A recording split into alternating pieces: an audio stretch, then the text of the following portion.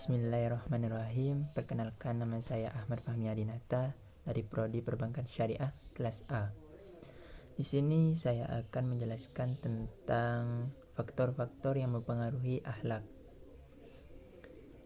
Ada 3 aliran yang menjelaskan faktor yang mempengaruhi pembentukan diri, yaitu nativisme, yaitu faktor pembawaan dari dalam, contohnya bakat, akal, kecenderungan, dan lain-lain. Aliran ini lebih menekankan pada potensi batin seseorang. Yang kedua, empirisme, yaitu faktor eksternal atau dari luar seperti lingkungan sosial, pendidikan, dan pembinaan. Yang ketiga, konvergensi, faktor yang berpengaruh terhadap pembentukan diri seseorang, yaitu faktor internal dan eksternal. Internal dari dirinya sendiri, sedangkan yang eksternal dari lingkungannya.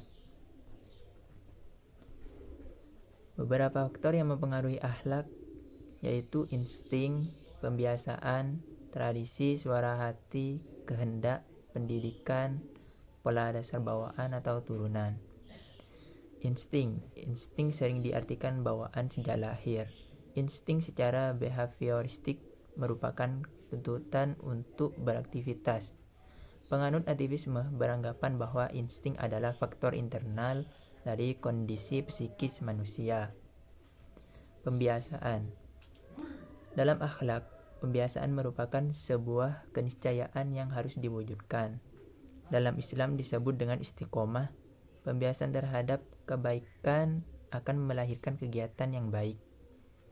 Dalam Islam, kebiasaan tidak hanya melahirkan aktivitas horizontal yang akhlaki, akan tetapi juga kepuasan emosional.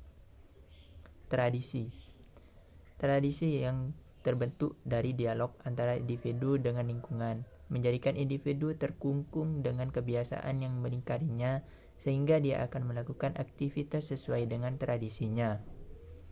Ketika jiwa tidak mampu mewarnai kebiasaan tidak baik, maka agama menyarankan untuk hijrah kepada yang ma'ruf.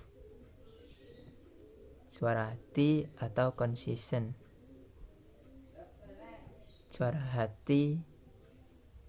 hati yang tersinar disebut dengan nurani, yang dalam Al-Quran dikatakan fu'adah, dia tidak mampu berdusta.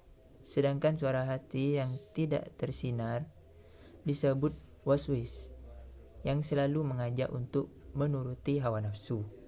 Fu'adah selalu mengajak kepada kebaikan, sedangkan waswis mengajak kepada keburukan.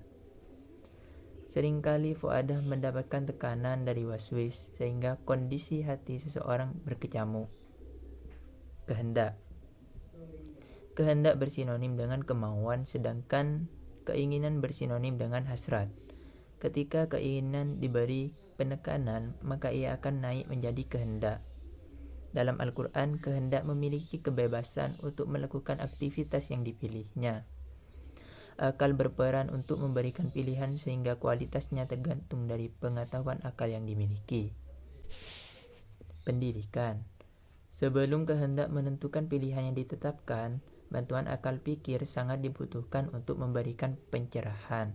Semakin banyak pengetahuan yang diserap, maka semakin banyak alternatif yang ditawarkan pada kehendak. Pendidikan dalam akhlak lebih mengedepankan keteladanan, berbeda dengan pendidikan konvensional yang lebih mengedepankan kecerdasan otak. Sekian penyampaian dari saya.